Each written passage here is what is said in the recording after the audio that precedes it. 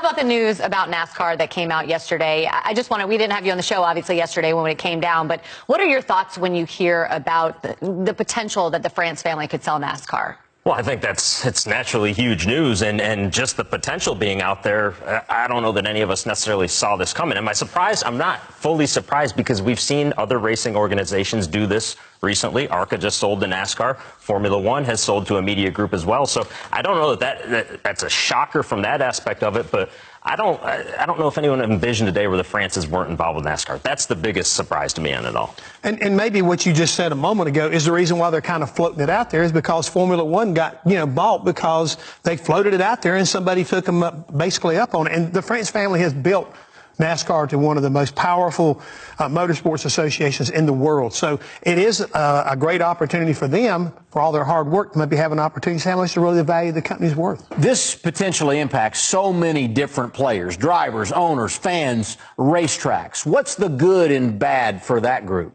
Well, I think we're all going to have to wait and see. And right now, this is all hypothetical. We're saying if they do this or if they do that. We don't know what's going to happen yet. Could it get sold? Possibly. If it does, then all of a sudden everybody's going to have to start positioning themselves to figure out what the terms of it are and how it's going to look after it does get sold. So until that happens, I don't know how we could possibly guess or predict who it's going to hurt and who it's going to help. Well, let's hope that the first thing, it helps the fans. I mean, because if you're going to do something, we need to make sure we keep the fans and we draw more fans to the sport.